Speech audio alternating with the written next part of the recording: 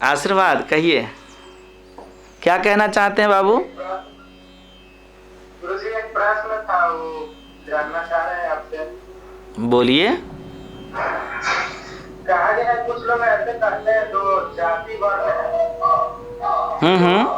उसमें कहा गया है कि जैसे ब्राह्मण है वो भगवान के मुख से उत्पन्न हुए हैं, और वैश्य तो उसके बाद वैश्य जंगल से उत्पन्न हुए हैं, और जो क्षत्रिय है वो जाते और शूद्र पैर से थे। जिसके बाद कुछ जानने का तो मार्गदर्शन करे कुछ। जरूर, ऐसा वेदों में आया है। राम जी के परम कृपा से इस बात को समझिए, वेदांत और वेदों के सूत्रों में आया, और आप लोग सुने भी होंगे कहीं ना कहीं, फिर भी मैं आज आपके प्रश्नों के साथ उसे जोड़ता हूँ। मनुष्य का जो शरीर है उसमें फिर 4 भाग में विभाजन किया गया। जैसे प्रकृति के आधार पर कल हमने आपको सिखाया कि 5 भागों में कैसे ये पंचमहाभूतों का ये विभक्ति है मनुष्य शरीर। अब ये 4 वर्णों की भी विभक्ति इसी तरह से वेद बताती है, क्या कि मनुष्य का जो मुख है, मनुष्य का मुख वो फिर बाहों, सीना तथा फिर पेट, जंघा तथा फिर पैर, ये क्या है, इन विषयों पर बड़ा अच्छा बताते हैं। और गीता जी में भी इसका वर्णन है, एक मनुष्य के शरीर में ये चारों कैसे है। तो पहले ये जानिए, हम थोड़ा सा यहां से लीजिए इसको, कि एक जब व्यक्ति जन्म लेता है, जैसे वेदों ने कहा है जन्म जायतः शूद्रः, जन्म जायते शूद्रः, कि जन्म से हर मनुष्य शूद्र है।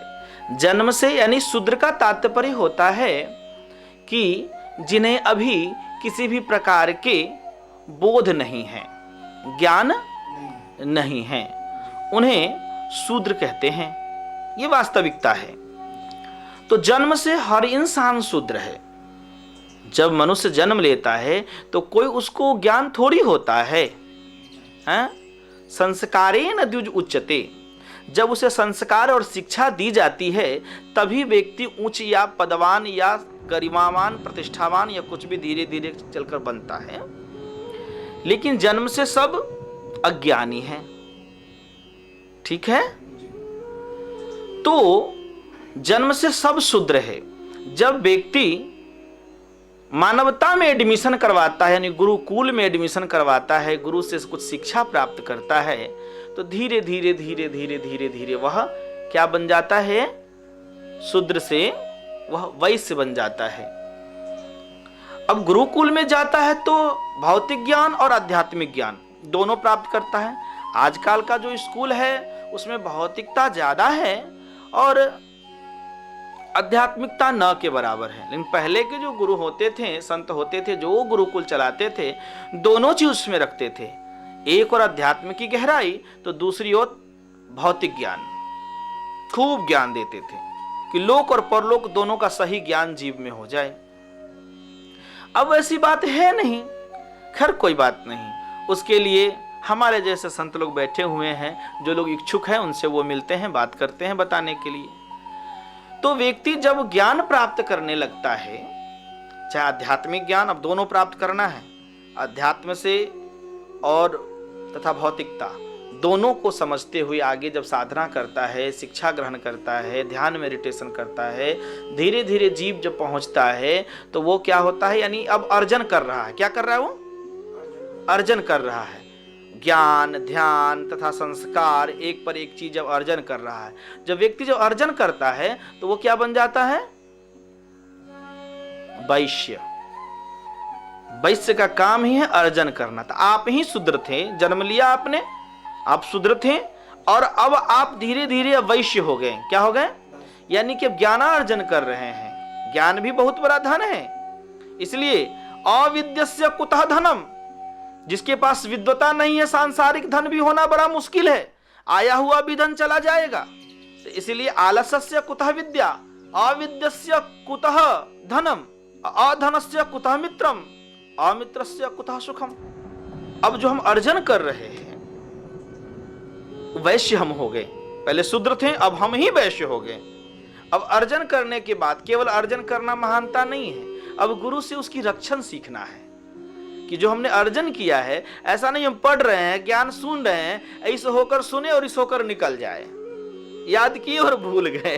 क्या योगेश बाबू, है ना?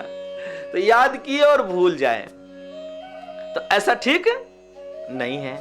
अब उसकी रक्षण कैसे किया जाए जो कभी न भूला जाए, न भूले, उन सूत्रों को गुरु से फिर सीखना है।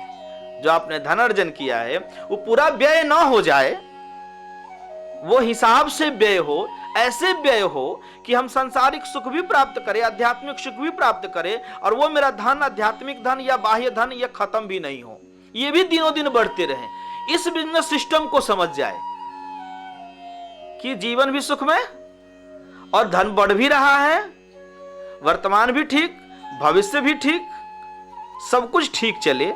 इस प्रकार से ज्ञान का सूत्र करे रक्षण, बचाना अपने संस्कारों को, अपने धनों को, अपने सिस्टम को।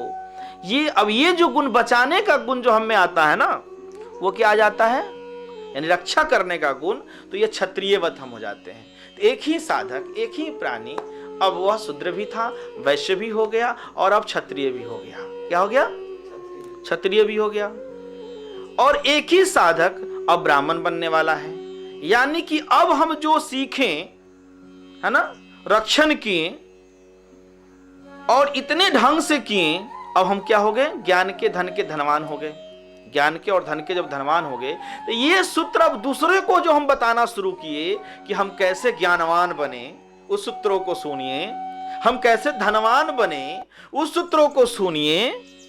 तब आप ब्राह्मण हो जाते हैं। जब दूसरे को बांटना शुरू कर देते हैं कि आप भी सुखी हो जाओ, आप भी धनवान हो जाओ, आप भी ज्ञानवान हो जाओ, जैसे हम हुए हैं। सर्वे भवन्तु सुखिनः।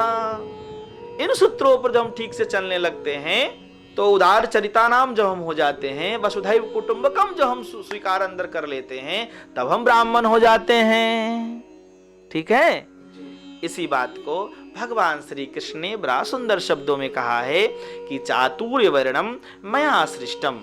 ठीक से सुनिएगा, मनोरंजन, कि चातुर्य वर्णम मया सृष्टम गुण कर्म विभागशः। गीता के 4 अध्याय के 13वां श्लोक है ये, कि चातुर्य वर्णम मया सृष्टा गुण कर्म विभागशः। ये चारों जो वर्ण हैं, ब्राह्मण, क्षत्रिय, वैश्य, शूद्र, ये गुण के द्वारा निर्मित होता है। कैसे निर्मित होता है?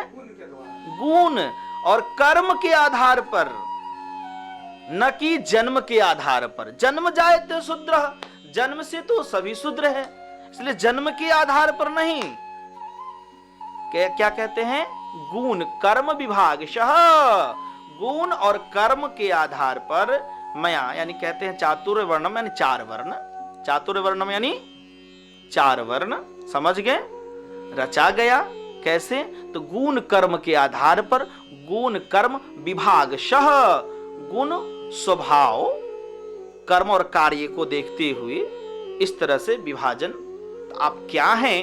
आप जब दुनिया को ज्ञान देने जब चलते हैं, तो आप ही ब्राह्मण हो। तो ब्राह्मण, सबको ब्राह्मण बनना है।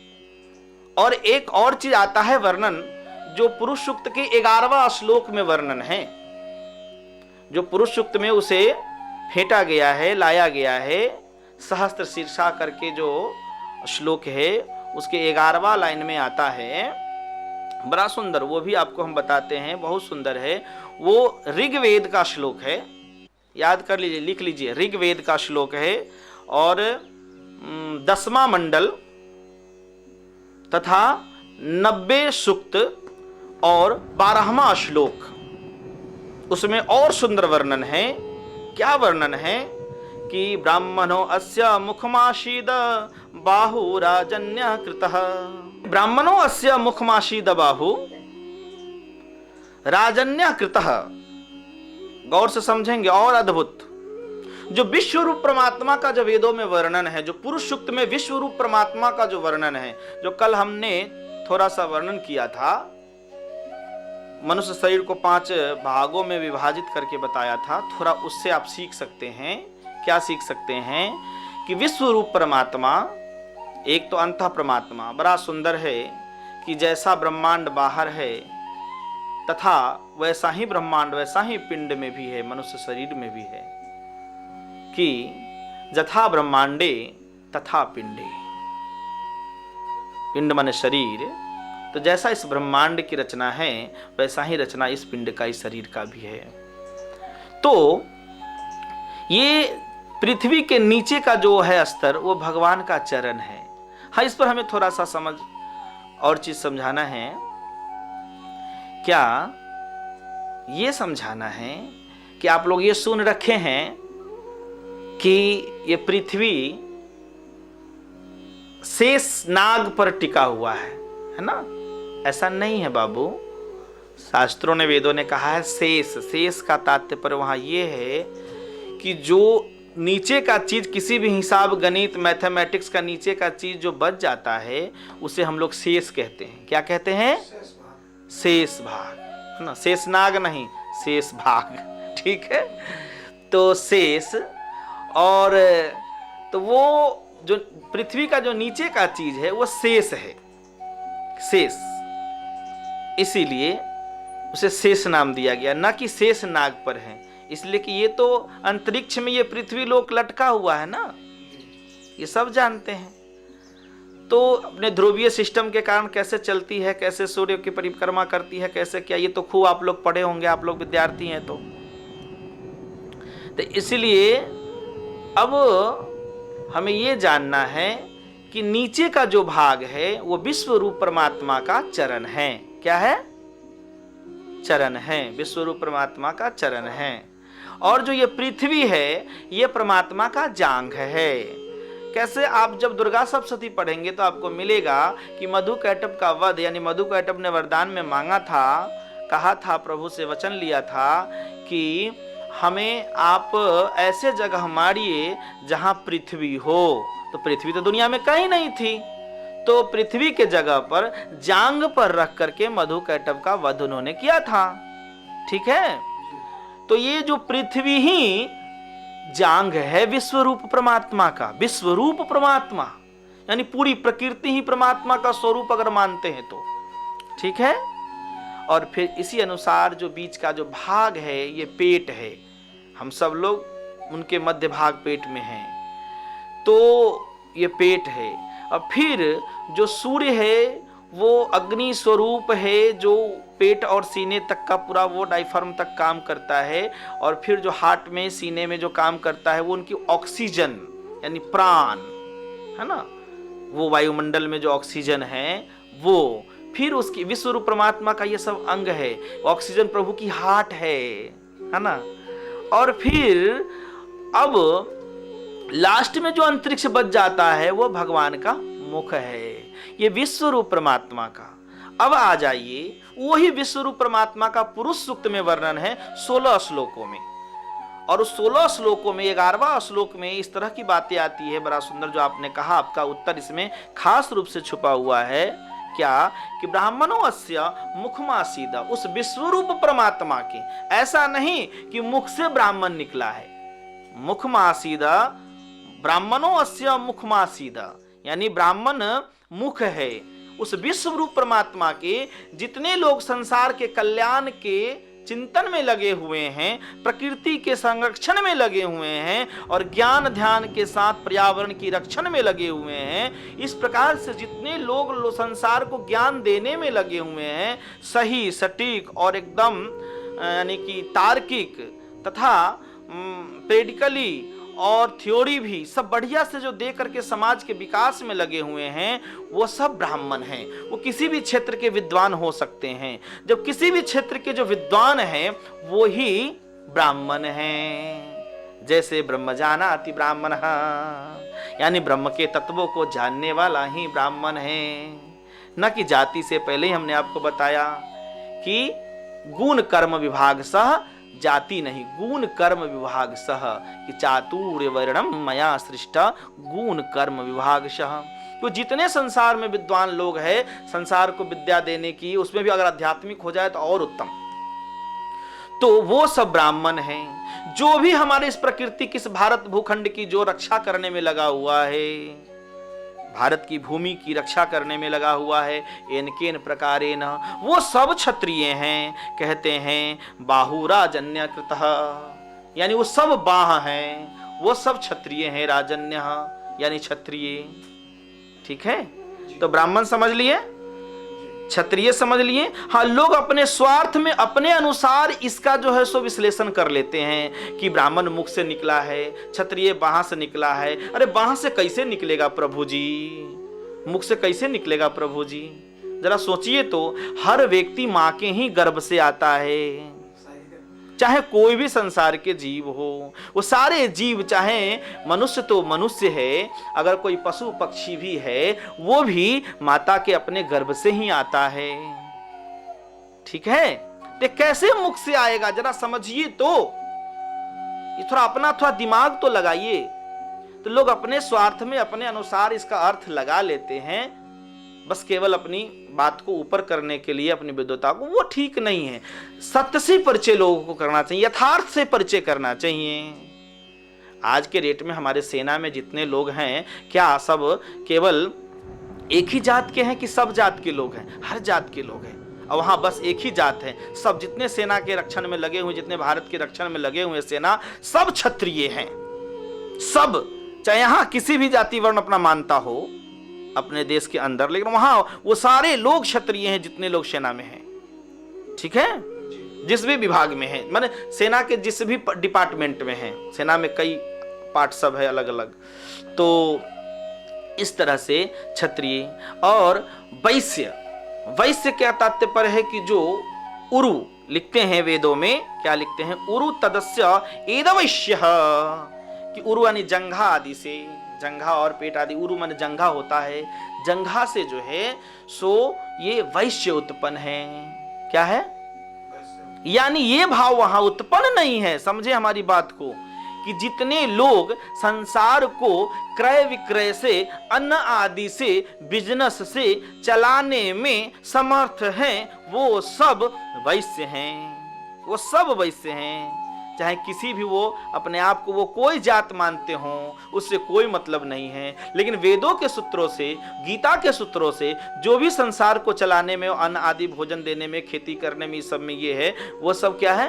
वैश्य हैं। तथा इन सबों के सेवा में तत्पर, सबके सेवा परायण होकर के, इसलिए कि उनके पास अब ज्यादा बोध नहीं है।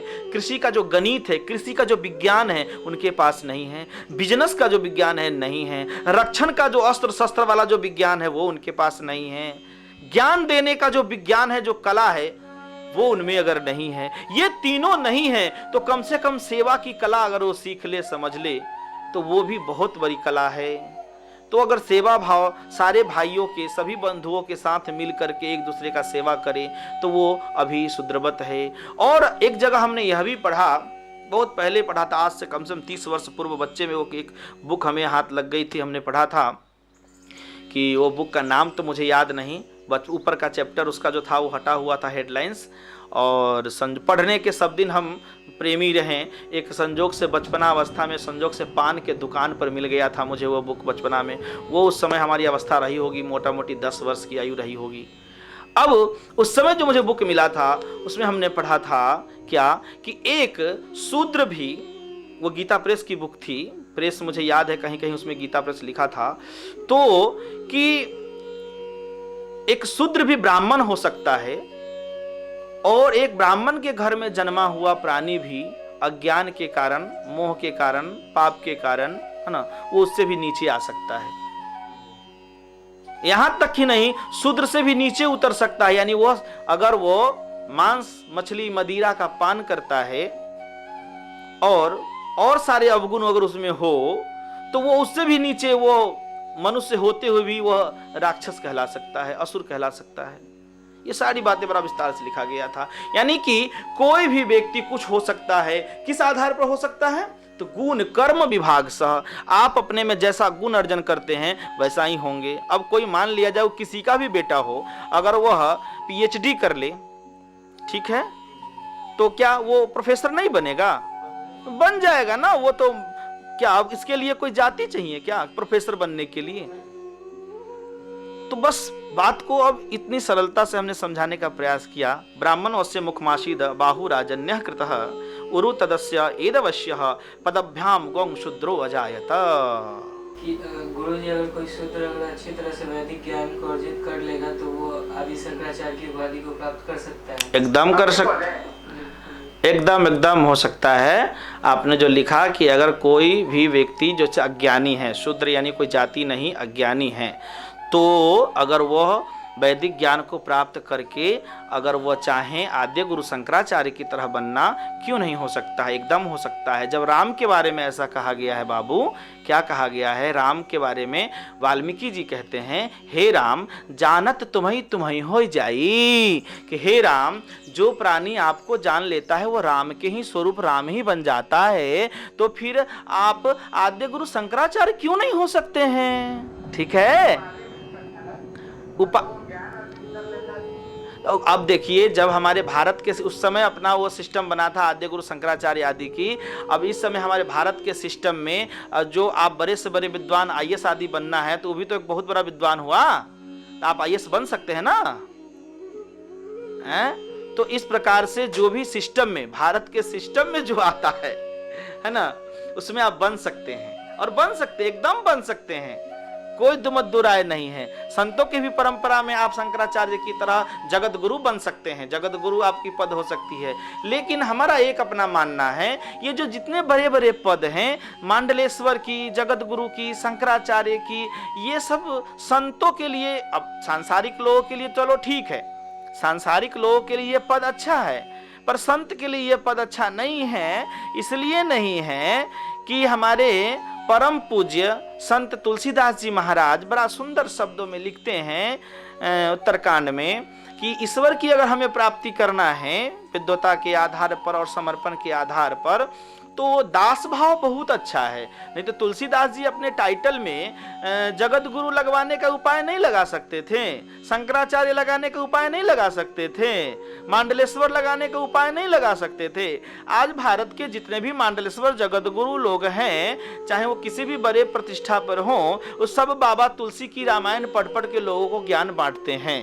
ठीक है, तो बाबा तुलसी की रामायण पढ़ के ज्ञान बांटते हैं। अब सोचिए तो जरा, तो बाबा तुलसी जी को तो उससे भी बड़ा कुछ कहा जा सकता है, लेकिन तुलसी बाबा ने अपनी भाव को रखा, अपनी सिद्धांत को रखा। तुलसीदास जी लिखते हैं रामायण के उत्तरकांड में बड़ा सुंदर, सेवक सेव्य भाव बिनु भवन तरिय उर्गारी, भजिय राम पद पंकज यह सिद्धांत विचारी। क्या लिखते हैं कि भगवान से ये भाव रखे कि आप मेरे स्वामी हैं, सेव्य हैं, सेव्य माने स्वामी, सेव्य, और मैं सेवक हूं। तो सेवक सेव्य भाव बिनु भवन तरिय उर्गारी, इस संसार से तरा नहीं जा सकता। भवन तरिय उर्गारी, उर माने हृदय, हृदय में गार करके गांठ बांध ले, विचार कर ले कि इस भाव के बिना इस संसार से तरा नहीं जा सकता। अपने अहंकार को शून्य करने का यही मात्र उपाय है कि अपने आप को दास टाइटल रखो। क्या रखो? दास। तो तुलसीदास जी महान विद्वान होने के बाद भी न आचार्य लगाया, न शंकराचार्य लगाया, न मांडलेश्वर लगाया, न जगत गुरु उन्होंने लगाया, उन्होंने दास लगाया। हमें दास कहो, है ना। तो सिया राम कितना अच्छा भाव रखते हैं कि सिया राम मैं सब जग जानी, करो प्रणाम जोरी जुग पानी। यानी विश्व रूप ब्रह्मांड रूप राम की मैं सेवा करूंगा। ये ब्रह्मांड ही मेरी राम है, मैं बाहर जो सेवा करूंगा ये राम की सेवा हो रही है। अंदर तो राम है जो मुझे प्राप्ति करके आनंद की अनुभूति हो रही है, पर बाह्य ब्रह्मांड भी राम का स्वरूप है। तो बाहर भी जितने लोग हैं हम सबके दास हैं। आहा, अद्भुत भाव, अपने आप को शून्यता में ले जाने वाला भाव। और जो साधक अपने आप को शून्यता में ले जाएगा वही तो जीवन मुक्त हो पाएगा। आध्यात्मिक की तो अंतिम सूत्र ही है शून्यता में प्रवेश करना, और शून्यता में प्रवेश करने के लिए हमें अहंकार शून्य होना पड़ेगा। बोलिए सियावर रामचंद्र की जय।